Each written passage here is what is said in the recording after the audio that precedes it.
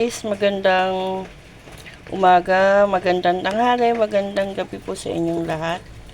Tayo magluto ng tahong. Ayan, naglalagay na po ako ng mantika. So, ayan guys, maglagay tayo ng sibuyas. Inuna ko sibuyas guys kasi madali siyang yung bawang madaling masunog pag mainit na mainit yung ating mantika. Ayan guys, inuna natin yung sibuyas.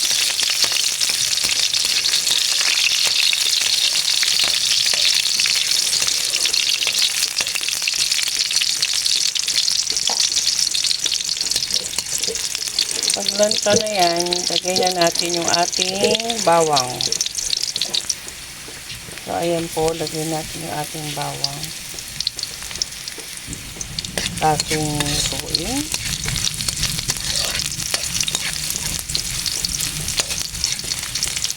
Medyo brown lang gawin natin guys.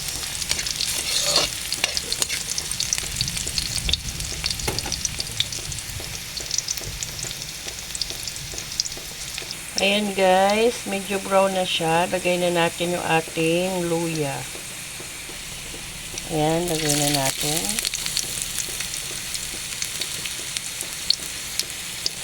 Haluin. Halo-halo lang. Ayan.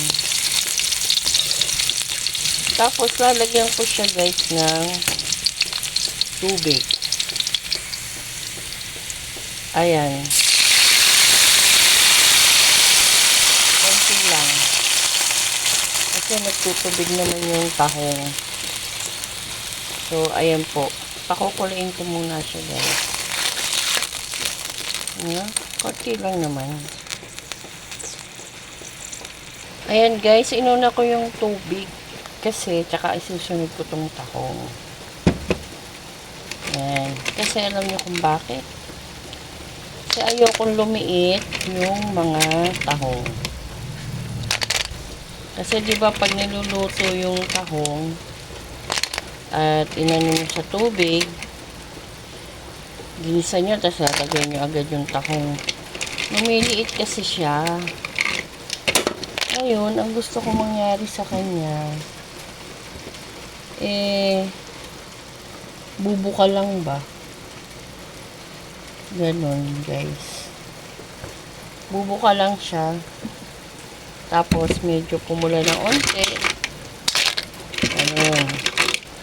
Para hindi naman siya lumiit ng bongga.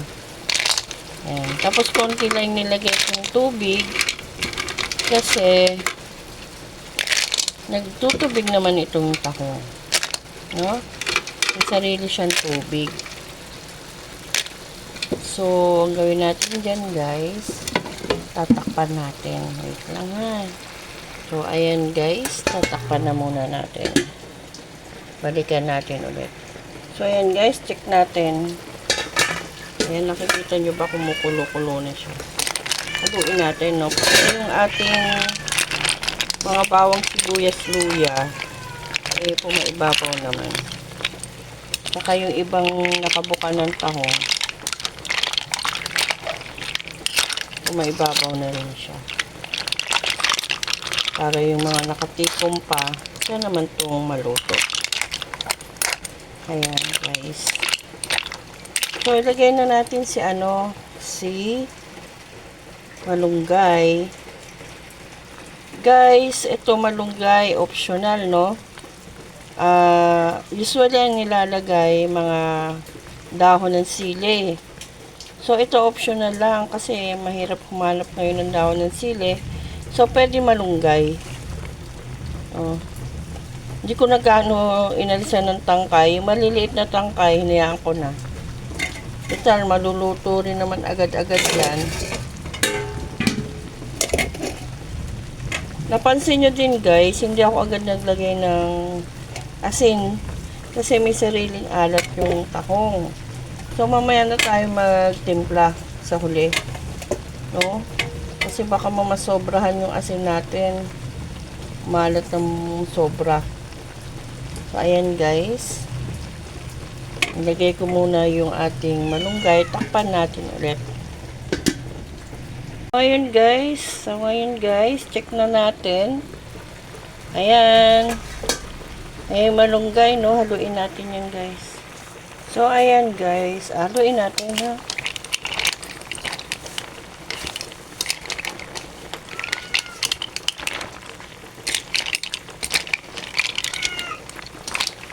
So, ayan po. Tsaka natin siya titimplahan. Nakita nyo, guys? Ayan. So, ayan, kita nyo yung sabaw. Naglagay ako ng sabaw, diba? Konti lang. Tignan nyo yung sabaw. Ang dami na. Ang dami, oh.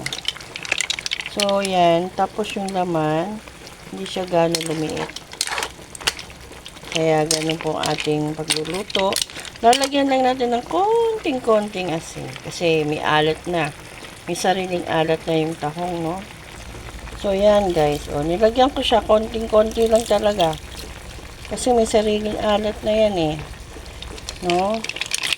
So, ayun lang. Ito lang ang ating sabaw. Sabaw sa tag-ulan ang tahong. Tahong na tinolang may malunggay po. Tinola sa malunggay ngayong tag-ulan. Maraming salamat po, guys. Ito po ang ating menu for today. Tinolang tahong sa malunggay. Maraming salamat po. See you next vlog. Please like, share, and subscribe po. Thank you. Bye.